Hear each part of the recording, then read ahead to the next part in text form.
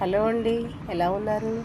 మీరు బాగున్నారని అనుకుంటున్నాను. ఆ వెంకటేశ్వర స్వామి ఆశీస్సులు మీ అందరికీ ఉండాలని మనస్ఫూర్తిగా కోరుకుంటున్నానండి. Welcome back to Siri blogs friends. ఈ రోజుకి కరెక్ట్గా 5 వారాలు పూర్తి చేసుకున్నారండి స్వామివారు. చక్కగా అమ్మవారిని అలాగే వినాయక స్వామిని మనం ప్లేట్లో పెట్టేసుకొని, ఇంకా స్వామివారిని అయితే నేను పైన పెట్టుకున్నానండి. క్లాత్ వేసుకొని, క్లాత్ మీద రైస్ వేసుకొని కొంచెం నేను స్వామివారిని అక్కడ పెట్టుకొని కిందన అమ్మవారిని పెట్టుకున్నాను. ఇంకా చామంతులు తులసి మాల కట్టుకున్నాను. మాల కట్టుకొని స్వామివారికి అయితే సమర్పించానండి. ఇంకా పసుపు పూలు గంధం ఈరోజు స్వామివారికి నామం అయితే చాలా అందంగా వచ్చిందండి. ప్రతిసారి అంటే కొంచెం ఎక్కువ తక్కువ అలా అవుతూ ఉంటుంది కానీ మన కంగారులోని, కానీ ఈరోజు అయితే మాత్రం చక్కగా చాలా నీట్గా వచ్చింది. ఇంకా సో ఈరోజు చేసిన నైవేద్యాలు ఏంటంటే చలివిడి, వడపప్పు, పానకం అండ్ సేమియా పాయసం, చిమిలుండలు, పాలు, పళ్ళు అండి.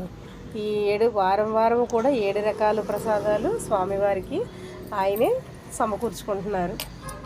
సో ఫైనల్గా గోవిందనామాలు చదివేసుకొని లక్ష్మీ అష్టోత్తరము, ఇంకా ఇందులో ఏంటంటే మనకి కథ ఒకటి ఉంటుందండి, సప్త శనివారాల కథ. ఆ కథ మనం అంటే మొబైల్లో పెట్టుకొని కూడా చదువుకోవచ్చు, లేదంటే వింటూ చేసుకోవచ్చు, లేదంటే బుక్స్ కూడా దొరుకుతాయి బయట, తెచ్చుకొని మనం పూర్తిగా కథ వినంటే చాలా మంచిదండి. అందులోని కూడా ఏ విధంగా చేసుకోవాలనేది కూడా పూజా విధానం ఉంటుంది. సో మనం ఎప్పుడూ చేసిన వాళ్ళమే కాబట్టి మనకు అలవాటు అవుతుంది.